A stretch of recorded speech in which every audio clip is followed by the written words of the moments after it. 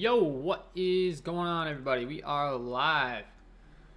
Welcome into the live stream, guys. We got a lot of fun news coming through right as soon as I jump on live. We got Josh Jackson out, D'Angelo Russell out, Cade Cunningham listed as out. So, yeah, we're going to have to talk about all this because that is going to impact a lot of our plays tonight. And all coming up all at once. So that is fun stuff. I mean, the good news is we have the news, so that helps. But going to be a lot of adjustments to be talking about as we're going along here. So we'll talk about it. We will talk about it. We're going to do game by game here. Going to have to kind of refresh my stuff because I can guarantee that updated news wasn't on there. But yeah, a lot of moving parts. So we're going to be breaking this game down, or the slate down, game by game, giving you guys the top plays to win the slate tonight. Hopefully my connection isn't too much of an issue. It's been giving me a hard time today. Every once in a while it acts up, so I don't really know what's going on there. But I do have my broadcast settings on to fluctuate based upon the Wi-Fi connection, so the picture might not be quite as good, but you should be able to hear me loud and clear. We shouldn't lose connection, so sorry if the picture isn't crystal clear, guys. Hopefully that goes away sooner rather than later. But should be good. Should be good. Got direct LAN connection. I don't know what's going on, but sometimes that just happens. So let's talk about it. We're going to go game by game here. Patrick, how we doing tonight? Banto says, got that noti on. Absolutely, man. Appreciate that. Sean V says, always cruise over here from the Awesome One RPS ones. Yeah, appreciate that too, man. Thanks for tuning in.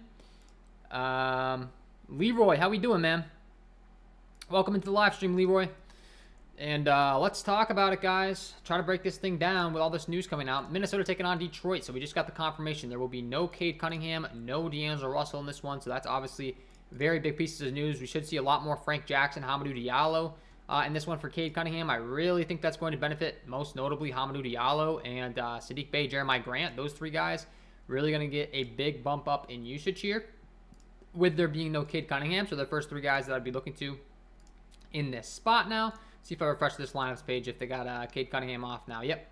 So Hamidou Diallo is expected to kind of climb into that starting lineup. Saddiq Bey, Jeremiah Grant, those three guys, like I said, I would expect that those guys are going to be the ones that jump to the top of this team in usage. So I have a lot more interest in them than I did before this Cade Cunningham news. So that is the first thing that I will note here is that's big. No Cade Cunningham.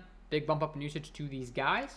So as I'm updating my projections and stuff, and as I'm going along here for my premium content members, I'm sure they're going to be popping a lot more than they were before. So keep your eyes on those.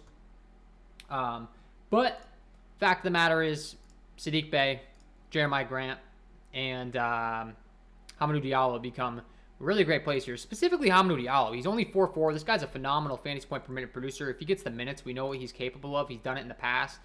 Looking at his permanent production on the season, let's go ahead and pull up Detroit here. Hamidou Diallo on a permanent basis putting up 0.94 DK points per minute on the season. And like I said, you add those minutes in, and this is a guy that can literally go out there and put up 50-plus fantasy points on any given night. We've seen him do it. So he's the type of guy I love targeting. With there being no Cade Cunningham out, his ceiling should be a lot higher here. And Sean says Trey Lyles as well. Yeah, Trey Lyles is the next guy that I'm certainly going to be getting to as well. In the starting rotation. He's only 4.6. Once again, a very good fantasy point producer. So you look at Trey Lyles, 1.01 DK points per minute on the season. That's obviously really great fantasy point production. And he is off the bench and he's going to get that usage. But don't sleep on Kelly Olynyk as well. I talked about Kelly Olynyk on my morning video. His price tag at $5K is a little bit dicey for me. But now with this news, honestly, he becomes a pretty intriguing here. He's a really high usage guy. It's just a matter of the minutes. I'd expect he gets a bump up in minutes now, so he becomes a lot more interesting. And then on the Minnesota side, we're going to be just loading up on some Anthony Edwards and some Karl Anthony Towns now. With there being no D'Angelo Russell, that is a big deal. Anthony Edwards has had some terrible games the last two times out, but we saw him put up 61, 49, and 65 DraftKings points the three times before that. So I would highly suggest that you do not let that deter you from playing some Anthony Edwards because he's now in an absolute smash spot.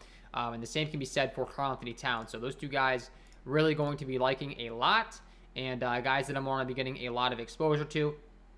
So yeah, this first game is actually surprisingly one that just jumped to the top of my list. It was already a pretty good, but just the team's depth and everything is really going to stand out now. It's a 230 over-under. I mean, that's top on the slate. And now you have no D'Angelo Russell, no Cade Cunningham, that's a big deal. Obviously, Corey Joseph is going to get a lot of minutes as well now at a 4.3 price tag. He's priced very friendly. Certainly don't hate you going to him as far as his fantasy point per minute production on the season. He's putting up 0.81 DK points per minute. It's actually a lot higher than some people might think. So Corey Joseph is really good. And we know Frank Jackson. Frank Jackson's a guy that comes in and makes a lot of three-pointers typically when he gets minutes. He can miss. He's very scoring reliant, kind of like a Buddy Hield. I oftentimes find myself bringing up Buddy Hield's name when I think of scoring reliant guys, but he's like the perfect example. He just gets buckets. If he doesn't get buckets, you're kind of in trouble. But yeah, a lot of interest in that first game now. Miami taking on the San Antonio Spurs. Second game on the slate. DeJounte Murray was listed as out. Jakob Poeltl was listed as out. Doug McDermott is listed as out. That is huge. Trey Lyles expected to slide into the starting lineup. We got some Popovich news of him announcing the starting lineup. And it's funny because Underdog put out just a disclaimer. This came from Popovich. We might get popped again, which is the absolute truth. He likes to kind of mess with our feelings. But right now, we're looking to Trey Jones, Derek White, Vassell, Johnson, and Young. And this team just opened up the most value on the slate. Going to be a lot of usage to go around now with there being no DeJounte Murray. Thad Young at only a 3K price tag and Trey Jones at only a 3.6 price tag immediately jumped to the top of the list for value plays. I mean, you get two guys that are expected to play starter minutes in only the 3K range. That's a huge deal. And then when you're looking at the fantasy point per minute production on the season for the San Antonio Spurs side, go ahead and pull them up on my sheets here. You can see that the San Antonio side, looking at their usage, Trey Jones, 0.84 DK points per minute on the season. Devin Vassell, 0.90. Keldon Johnson, 0.89. Derek White, 1.02. Then you go down to a Thaddeus Young, and he's putting up 1.11. So all these guys are really good fantasy point per minute producers. You slide them into the starting lineup, and you're expecting them to get a lot more minutes. And that is going to be a huge upgrade to all of these guys. So we just got a ton of value opening up on the slate. Loading up on these Spurs guys is a great strategy tonight. I would encourage you to do so. And then obviously Derek White and Keldon Johnson in the mid-range at 6K and 5.7 both become really intriguing plays because they're way underpriced for their roles now with there being no DeJounte Murray, with there being no Doug McDermott, no Jakob Poeltl. These two guys really going to shine, going to get the most usage on their team, and would highly encourage you to be loading up on some Keldon Johnson, some Derek White tonight. So that, and then Lonnie Walker, don't sleep on Lonnie Walker at 4.3. He's going to be a phenomenal play now. You take Doug McDermott out of the equation. Patrick Beverley is going to play. Aaron Gordon's going to that's tomorrow. Patrick Beverley is in, guys. So that's the latest piece of news. So Patrick Beverley becomes a pretty great play as well. Just didn't know if he was going to be in, so I just want to mention that. Patrick Beverley, definitely a viable play in your tournament lineups. With there being no D'Angelo Russell now. He gets a big bump up in his usage and his assist upside. Kyle Lowry was listed as questionable with a personal diagnosis, but now he is expected to return. So him coming back, obviously going to affect the minutes and usage for a few guys. Most notably, I think it hurts Tyler Hero at a 6.2 price tag. Still going to come off the bench, still at only a 6.2 price tag, and still has a lot of upside. It's just he's not going to get quite as much usage in minutes as he would have with there being no Kyle Lowry. So he's going to take a bit of a bump. But overall, this game's expected to be pretty high scoring. It's a 222.5 over-under. On the Heat side, they do get a really nice bump up here. So Kyle Lowry, Jimmy Butler, Bam Adebayo, those three guys are really the three I'd be honing in on the Miami side. Anyone else I'm not too intrigued to play outside of the fact that we did get confirmation that there is going to be no Caleb Martin in this one, which is surprisingly kind of a big piece of news because Gabe Vincent and Duncan Robinson are going to get a bump up. So if you want to go to those guys, I don't hate it. Also a Max Struss. So taking some tournament flyers on a Max Struss, a Duncan Robinson makes sense. I do think this most notably benefits Max Struss, who's been seeing a lot of minutes as of late, but Kyle Lowry's coming back. So don't expect him to get the same minutes, but he should get a few more minutes than he typically would with Caleb Martin in the rotation. So that is relevant and something that I want to point out here. And once again, as I'm updating my projections, sure that they're going to be getting a big bump up here. I mean, I can tell you right now, the San Antonio Spurs guys are looking phenomenal for me. To no surprise in my projection models. So those are guys I'm really going to want to be loading up on in this game tonight.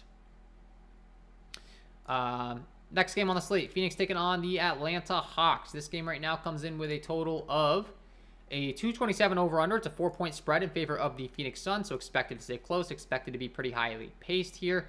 And the fact that it's expected to stay close is big for targeting the Phoenix side specifically, who have just been a really good team all year. Chris Paul, Devin Booker definitely going to grade out as some great pay-up options here that have a big ceiling, so I really like both of those guys in this spot. DeAndre Ayton being listed as questionable. He is more so probable, though, so expect him to be good to go. Somewhat limited in his minutes, which is a little bit dicey, but we did see him play 28 minutes in his return, which is pretty solid, and put up 19.5 DraftKings points. Obviously, that's below average for him, but if we can see him get up into the 30s, I don't hate that at a 7.4 price tag. Now that we have the value with a Thad Young and some other guys, though, not sure he's going to be too big of a priority for me. And still working on updating my projections here, so I'll have more of an idea for you guys as I'm going along here. But I can tell you one thing, those San Antonio Spurs guys are popping and looking very, very good for me on the back end here. So as I'm going along here, they're going to be loading up on them, and then that's going to give us the flexibility to be paying up for a Trae Young, a Chris Paul, and a Devin Booker. And Trae Young did not go through the contact part of Tuesday's practice, and he's a game-time decision. So for me, that's a little bit dicey. I mean, we need the confirmation on whether he's going to be in or not. Obviously, that's some big, big news here. That's going to determine a lot on the Atlanta side. I think I already do have quite a bit of interest in a few guys here on the Atlanta side. DeAndre Hunter's listed as questionable. He's expected to be in. But I do think that the cheaper guys, and a Kevin Huerter at 4.5 is grading out as a pretty great play here. His price tag is just really low, and we know he's kind of scoring reliant, but when he does get hot, he can put up a big score in a hurry, so I'm willing to take some risks on him in my tournament lineups tonight. Out of 4.5 price tag, certainly making some sense to me going to some Kevin Huerter. And like I said, as I'm going along here, just want to be updating my projections because we just got a lot of injury news, guys. I really need to kind of put this in, see what we're looking at. We know we're going to be dealing with a lot of San Antonio Spurs value now, obviously, so they're going to be popping to the top of the list. But I just want to make sure I'm updating this because it has been some craziness going on. So there's going to be a lot of changes here. So just bear with me. And if you have any questions in the chat, please do ask them. I will gladly answer them as we are going along this stream. And we're going to be getting to FanDuel second. So don't worry if you play on FanDuel. As we're going along, we're going to talk about some top plays overall. So that should be able to help you in all formats. But we will talk about some FanDuel as well here. So I'm just putting in my latest data here. Let's see. And I can tell you one thing. Those Spurs guys are going to be popping right away. That's no surprise with there being no DeJounte Murray. No Doug McDermott. Their minutes are going to go up. Their usage is going to go up. And we certainly want to be taking advantage of that. So, latest update up now for my premium content members. You can head on over to the projections tab, and the latest update is up. And I'm also going to be updating the Prize Picks projections for you Prize Picks premium content members. Those are going up right now. The latest and greatest projections. And yes. Let's see. Prize Picks.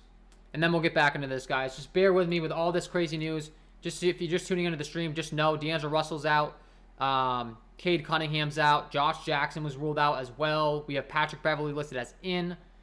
So all of this stuff coming through on the stream now is obviously going to impact where we're looking to go on the slate tonight and make a big change for us in our lineup. So, yeah, that's all going up now and should be good to go. All right. So, fantastic. If you're a premium content member, you got the latest projections up right now. Let's get back into the game-by-game breakdown, but I just want to be kind of touching on some of this stuff as I'm going along, so I needed to do this on my side monitor. And, yeah, to no surprise, Trey Jones really popping now. Derek White really popping. Seeing a lot of these guys really pop at their price tags now. Jalen Noel looking decent. Kelvin Johnson, Lonnie Walker at 4.3. All of these Spurs guys really looking good. But speaking on this Atlanta side, so I was talking about Kevin Huerter. He's looking good. Danilo Gallinari at a 4K price tag I do think is a pretty great play as well based upon his upside. He's only been playing like 23 minutes or so, but he is only 4K, and they do need a scoring punch here, so I don't hate going to him in tournaments. Definitely a little bit of a riskier option. Not saying he's like one of my top plays. These San Antonio Spurs values definitely going to trump wanting to play some Danilo Gallinari, but overall, yeah. Phoenix, looking at Chris Paul, Devin Booker for the most part. Atlanta, if we get news there's no Trae Young, that's going to be a big bump up to a John Collins. We'll also see a lot more in minutes at the point guard position for DeLon Wright as well. So keep your eyes on that news. Obviously, we need that. That is some big pieces to be keeping an eye on, but we already have that San Antonio Spurs value, so you're going to be probably loading up on a lot of that value starting at the 7 o'clock game now. Moving on to the Chicago taking on Toronto game. Zach LaVine listed as questionable in this one. With him being listed questionable, that is obviously huge. If he is out, that's going to be a big upgrade. Being that he was downgraded from probable to questionable, it's not looking too likely to me that he plays. Typically, anytime that a guy is downgraded from probable to questionable midday, it's not looking too promising for him to make his appearance that night. So I am anticipating that there's probably going to be no Zach LaVine in this one. And with there being no Zach LaVine, that's going to make two guys big priorities for us. Who are those two guys? DeMar DeRozan and Nikola Vucevic, obviously. They're both going to get a huge bump up in usage. Both are going to have big ceilings tonight. DeMar DeRozan returning to Toronto. You know, obviously Toronto loved him. He's always going to want to put on a show when he goes back to Toronto as far as I'm concerned. And with there being no Zach LaVine, he just becomes an even better play. So I love loading up on some DeMar DeRozan tonight. Really going to like Nikola Vucevic as well. They're both going to be top priorities for me on this slate tonight. If there is no Zach LaVine, like I said, we don't have confirmation on that. But being that he was downgraded to questionable midday, that's typically not a good sign for him to be available on the slate. So those guys really going to have interest in running it back on the other side. Obviously, with there being no Zach LaVine as well, there's going to be some usage and some bumps up to go around for other guys. Malcolm Hill, Matt Thomas will probably see some more minutes on the wings. But most notably, really going to be a bump up for Ayo Dosunmu. I still probably can't pronounce his name right. And Javonte Green as well. And then, obviously, Kobe White. I mean, Kobe White's the biggest beneficiary here, I would say, off the bench. He already gets quite a bit of usage as is at a 5.5 price tag. He was grading out as a pretty great play for me earlier in the day. And now he's going to be looking even better if there is no Zach LaVine. So, for me, definitely makes some sense to be getting some exposure to a Kobe White in this one. And overall, these Bulls guys are going to be looking a lot better than they once were here. So, for me, that's a definitely a thing to key in on. Obviously, we need that news, but right now I have Zach LaVine projected as in just to be on the safe side of my projections. But Ayo Dosunmu is going to get a big bump up if he is indeed out.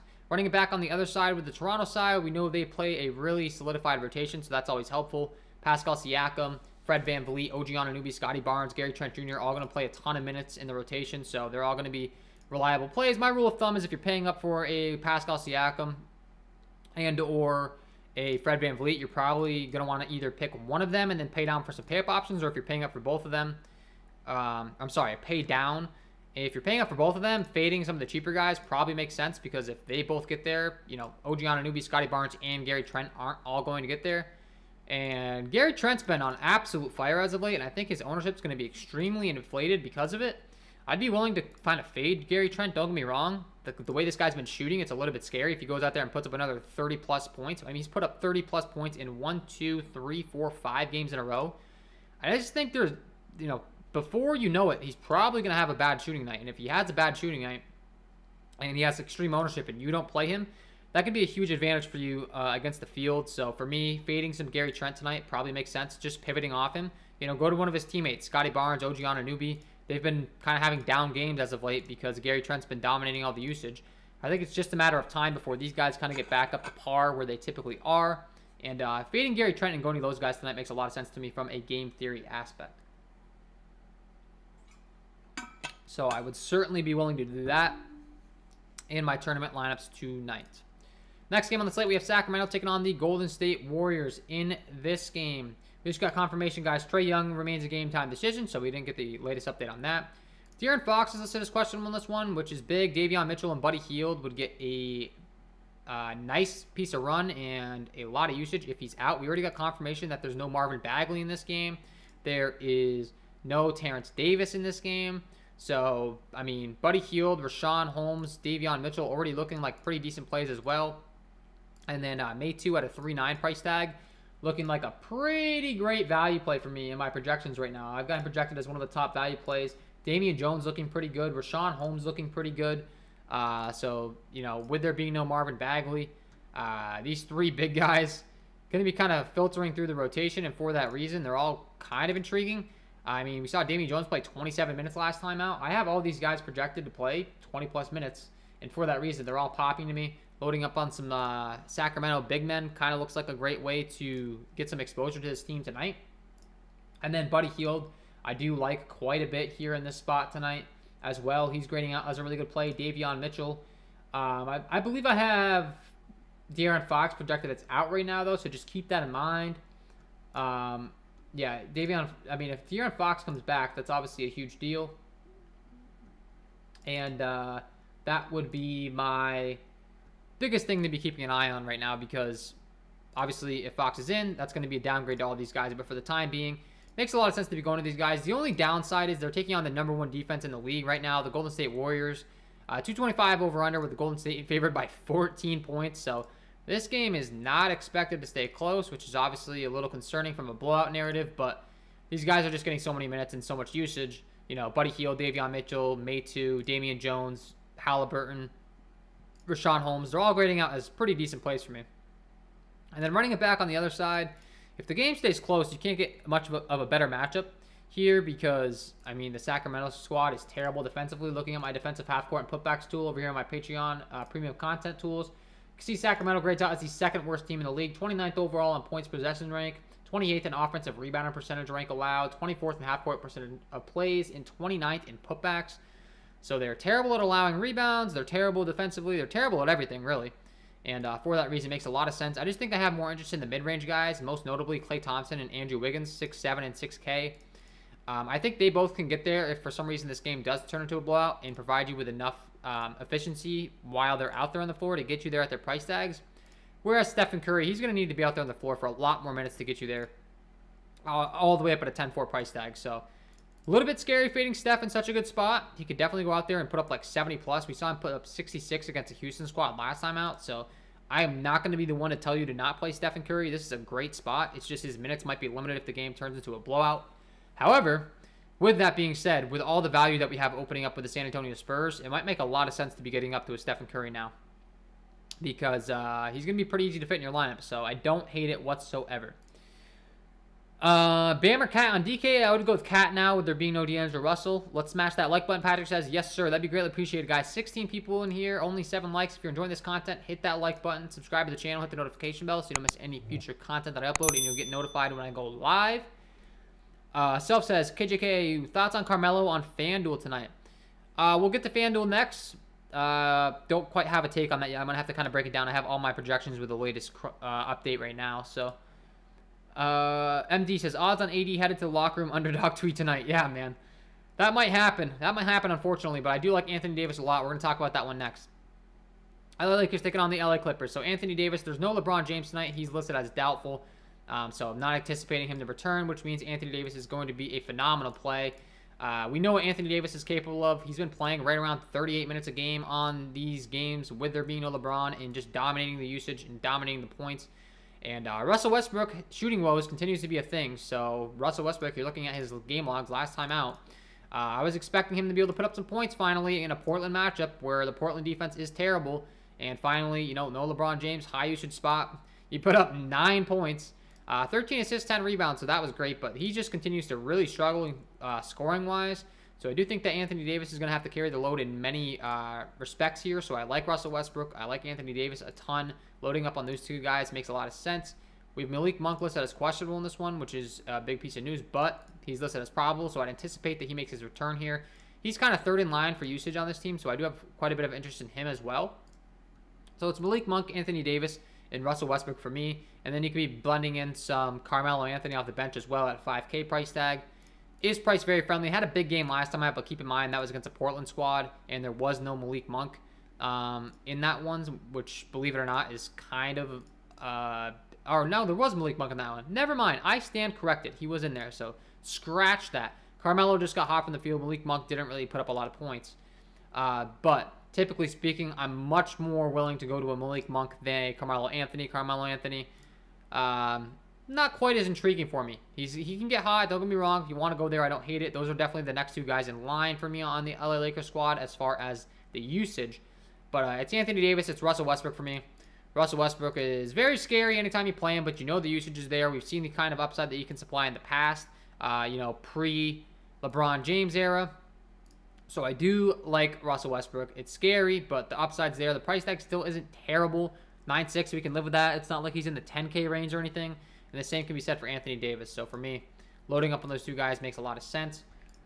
Running it back on the Clippers side is a little bit dicey, man. I mean, the Clippers just are very inconsistent with the rotations. You never know who's going to play what. Justice Winslow at 3.6 looks like a decent play for me. He's putting up 0.97 DK points per minute on the season. We did get some, big value opening up with that San Antonio Spurs team, though, so I'm not too sure it's going to be all too necessary to be going here. Does grade out as a pretty decent value play for me overall, though, so if you want to, I don't hate it. But overall, for me, this Clippers side is just... it's very unpredictable. So, who am I looking to blend in? Well, the starters and the guys that are getting the most minutes. So who are those guys? Reggie Jackson, Amir Coffey, Terrence Mann, Marcus Morris are the main four, and then Luke Kennard and Nicholas Batum off the bench, as well as Eric Bledsoe. All of those guys I just named off. You can be mixing and blending in your lineups. Which one is going to have the big game tonight? I have no idea. I don't think anyone does. And it's so unpredictable, and their minutes and everything is a mess on the Clippers from a fantasy point aspect. So I just am not even going to try to predict it. If I'm making multiple lineups, I'll be mixing and blending these guys in. If I make one lineup and it just so happens that the salary I have left fits one of these guys at the position I have left, feel free to throw them in. It makes a lot of sense. They're taking on a Lakers squad that's not too good defensively. But for me, the Clippers are just a complete guessing game right now. So odds on 80. Let's see. Sergio Moody says Booker over 30 points tonight. Yeah, I definitely don't hate that pick. He's taking on a pretty great matchup in the Atlanta Hawks. Has a lot of high usage. I think he can hit over that. It's a nice up-paced game. He's at 227 over-under. 115 implied total for the Phoenix Suns. So, yeah, if you want to go over Devin Booker 30 points, I don't mind it. Self says, Morris and Jackson only for clips I like today. Yeah, exactly. I mean, but even then, they've been pretty inconsistent with Reggie Jackson's minutes. Like, Reggie Jackson's always a guy that's looking pretty decent in my model, and I want to play him. And then he goes out there for like 20 minutes. He ramped his minutes up to 27 and 31 the last two times. But this is the spot where they pull the rug from underneath you, and all of a sudden he plays 20 minutes, and they put other guys in the rotation. It's just unpredictable. So, yeah, he does grade out as a good play for me. All these guys do, though. I mean, Eric Bledsoe, all those guys, they always look better in a projection model than their actual performances as of late because the rotations are they're not predictable. So, but, yeah, that's the DraftKings breakdown, guys. Let's head on over to FanDuel and talk about some FanDuel plays on this slate tonight. Looking at my top plays here on my monitor. I mean, a lot of the guys we talked about over there on DraftKings as well. Derek White immediately jumps to the top of the list for me at only a 6.4 price tag on FanDuel. That's a really cheap price tag at the point guard position. No DeJounte Murray, going to be a huge bump up in usage for him. That price tag is just too cheap, so no surprises. I'm going to have a lot of interest in a Derek White. Devin Vassell at 4.9 grading out is a pretty great play for me as well. He's at the shooting guard position, expected to play around 30 minutes right now in my projection model, putting up 0.90 FanDuel points per minute on the season. So I do like Devin Vassell quite a bit at that price tag. I think his upside is, really great here. 35 FanDuel points last time out. If he's able to replicate that performance at a 4.9 price tag, you'd be very happy with that. Some other guys that I would be looking to, Thad Young at a 3.5 price tag. He's minimum salary over here at the power forward position. That is huge. He's expected to get the start in this rotation tonight. So at a 3.5 price tag. And Zach LaVine is in. So Zach LaVine is in, guys. So what does that mean for me? That means that I still like DeMar DeRozan. I don't like Nikola Vucevic as much as I would have before. So Nikola Vucevic is no longer really a thing for me. I don't really want to be going there with Zach LaVine being ruled in. And I like Zach LaVine actually quite a bit in this spot. I talked about it in my earlier video. But I think Zach LaVine and DeMar DeRozan are really great plays here. So with him being in, I would lean towards going with LaVine and DeMar DeRozan rather than Vucevic. And that would be my approach there. So, but Thad Young going to be a good play over here on FanDuel. Definitely a good value play. Expected to get the start, and he's minimum salary. He's power forward eligible, so that's automatically going to give you some salary relief to be able to pay up for better options on this slate tonight.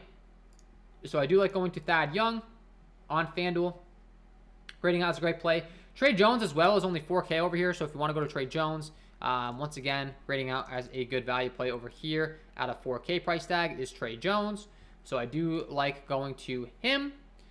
And overall, I mean, a lot of the stuff we talked about applies over here. Zach LaVine's price tag is very friendly on FanDuel as well. He's only 7.7 on here opposed to DraftKings pricing where they haven't priced up a lot. So DeMar DeRozan at 9.4, Devin Booker at 9.1. Anthony Edwards and Karl-Anthony Towns become great plays now. Anthony Edwards is only 8.3 on FanDuel. He's had two really bad games the last two times out, so hopefully that keeps his ownership low if that's the case.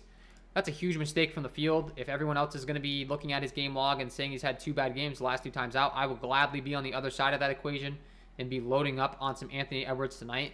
So he's going to be a priority for me. Same can be said for Karl Anthony Towns at 10-2 as a pay-up option. And at the power forward position with Thad Young being the value, it's going to be a lot easy. It's going to be pretty easy to be getting Anthony Davis in your lineups.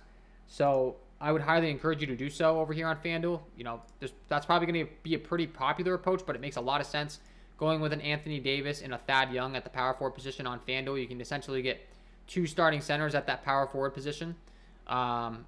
You know, putting in an Anthony Davis at the power forward position. And then Keldon Johnson at 6'1", going to be a really great play. I talked about it. Keldon Johnson and Derek White, just awesome plays for me tonight. So loading up on those 2 guys makes a lot of sense for me. Some other guys I'd be willing to go to. Kyle Lowry's price tag is really low over here on FanDuel specifically. They've got him only priced at a 6'2" price tag. That is really friendly. I mean, he hasn't played since January 15th. Been dealing with some personal stuff. So what that means for his minutes, I'm not too sure. But, I mean, we're just kind of guessing. But at a 6'2" price tag, he's still pretty intriguing here. I think Gabe Vincent still plays a decent amount of minutes here, though, and especially with there being no Caleb Martin. He's actually a pretty decent tournament play here, surprisingly, and I think his ownership will probably be pretty low, so if you want to go to him, don't hate it. MD says, thoughts on Donosumu? I like him a lot less now that there's Zach LaVine in, so I don't really like him all that much. Wouldn't be a guy that I'm prioritizing too much in my lineups. Another guy over here on FanDuel for a value play you can go to is a Corey Joseph. We talked about it with there being no Cade Cunningham. Corey Joseph's 4'8" over here on FanDuel, and he's really good at racking up the steals, which you get the 3 points for on FanDuel. So, you know, if he's able to go out there and get you a bunch of steals, that can add up really quickly in FanDuel scoring. And typically speaking, he's good to get in the lane and get you a few steals. So I like Corey Joseph a lot on FanDuel. Russell Westbrook at 8'5". Talked about it, but I like Anthony Davis. Russell Westbrook's price tag much friendlier over here on FanDuel than it is on DraftKings, so taking advantage of that price tag makes a lot of sense. I also do like Fred VanVleet a lot at 8'4", though, when he's priced a little bit cheaper, and he plays a ton of minutes, and he's just, you know, let's be real, he's just better than Russell Westbrook at Russell Westbrook's point in his career now, so Fred VanVleet makes a lot of sense to me. And, yeah, I mean, I think we did a pretty good job of covering the top plays there going along. I'm just trying to think if there's anyone we missed. Just loading up on the Toronto plays always makes sense because they get a lot of minutes. But, I mean, the Spurs value is going to trump that tonight with liking all those guys. Lonnie Walker at 5'1" is a guy that I didn't touch on. I already talked about him earlier in the video, though, with there being no Doug McDermott, no DeJounte Murray. He has a lot of fantasy point per minute upside, and he's only 5'1". So he's certainly someone I'd be willing to get exposure to in my tournament lineups. And, yeah, Kobe White at 4'8" is a guy I didn't touch on, actually. Kobe White, we already talked about it. But coming off the bench, with Zach LaVine being in, I don't like him quite as much. But he does have point guard and shooting guard eligibility. He's only 4'8" on FanDuel. Once again, a guy that's playing around 30 minutes per game. He has the ability to really surpass this price tag. So it's worth taking some risks on in your tournament lineups. And, yeah. Stephen Curry at 9'3", too. We talked about Stephen Curry's 10-4 price tag over there on DraftKings. I mean, Stephen Curry's really cheap over here on FanDuel. So against the Sacramento squad, where you should be able to get a lot of buckets, man. I don't hate going to some Steph on FanDuel. I got to say, at 9'3", they're making it pretty easy on you. Self says, I have 4,800 left on FanDuel for shooting guard position. What's a good player you suggest? I think you got to go with my man Kobe White, who we just talked about, I would guess. Kobe White's 4'8". Yeah, or you could go to Buddy Hield. I don't hate Buddy Hield at 4'7", especially if there's no De'Aaron Fox. We don't have confirmation on that yet. But if there's no De'Aaron Fox, Buddy Hield gets a big bump up, so I would be willing to go to him. Those are probably the 2 guys you'd be looking to, honestly. It's either going to be... Or you could go to an Eric Bledsoe at 4'7". Like I said, he's a little bit more inconsistent, but he does get a good matchup against the LA Lakers squad. He does have the upside. You know, we saw him put up 38 FanDuel points as of late. Ideally, man, I know you said you have 4,800, so I hate to do this, but ideally, if you can somehow find the 100 to get up to Devin Vassell, you know, I like him a lot more than those other guys that we just talked about with all those Spurs injuries, but if I had to pick one guy, I'm going with Kobe White. He just has more consistency, more minutes. It's a good game environment if I had to, but honestly, if it's at all possible, I'd be getting up to Devin Vassell. He grades out as a really great play for me tonight. So that would be my approach there. All right, guys, so it is 6:08 p.m. I'm going to be hanging around here for a few more minutes. If you have any questions, feel free to drop them in the chat. I will gladly answer them. I'll be hanging around as long as there's activity in the chat. And if you enjoy the stream, hit that like button, subscribe to the channel, hit the notification bell. And if you haven't signed up for Prize Picks, guys, do so using that promo code KJK DFS. They are the sponsor of the program. I've been putting out daily Prize Picks content. I now do have a Prize Picks NBA DFS premium package as well. If you head on over to patreon.com/KJK_DFS, you can check out all my packages for the NBA. You got the KJK DFS NBA package that covers DraftKings and FanDuel. You also have the KJK DFS NBA combo package. If you do play DraftKings and FanDuel and Prize Picks, you can get access to both of those packages at a discount rather than purchasing them separately. You get $5 off rather than just spending the $40 on both. I want to give you a deal if you're purchasing two packages. Nice way of just giving back to you for supporting and getting both of them. So, yeah, guys. Who's your lock of the night? I missed it. My lock of the night is DeMar DeRozan, man. DeMar DeRozan, absolutely love him. Returning to Toronto. In Toronto, I was expecting that there might not be Levine, which was really making me like him even more. But, I mean, keep in mind, when I put out that video this morning and used my lock of the night, Zach LaVine was anticipated to be in. So, I still really do like DeMar DeRozan a lot here. And certainly would be getting a lot of exposure to him. So, yeah, DeMar DeRozan is my lock of the night, guys. Love it. Looks like the activity's dying down. I got to head out and update my projections and my core plays and all of my Prize Picks core plays as well. So, guys, load up on that San Antonio Spurs value. In closing, you're going to be able to get up to a lot of pay-up options on this slate tonight with all the San Antonio Spurs value. And with doing so, you can pay up for a lot of top pay-up options. Really like Karl-Anthony Towns now and Anthony Edwards, where there being no D'Angelo Russell, so getting up to those guys makes sense. We talked about some DeMar DeRozan, obviously. He's my lock of the night. Love that play. So, yeah, you should be able to get all those high-usage guys in good spots tonight in your lineups. Pretty easy with all this San Antonio Spurs value. So, that would be my approach. That's what I'm going to leave you guys with. If you enjoyed the stream, hit that like button, subscribe to the channel. And if you do want to sign up for the premium content package, that's the link below in the description. And, yeah, guys, I'll see you in the next one. I'm going to bounce out of here. If you want to sign up, do so. You can hop in the Discord chat, ask me questions up to lock. That's where I'm going to be heading over to now. Thank you for tuning in. Wishing you all the best of luck on this slate tonight. Get DeMar DeRozan in your lineups. He's my lock of the night. And we will see you guys in the next one. Thanks, guys. Peace.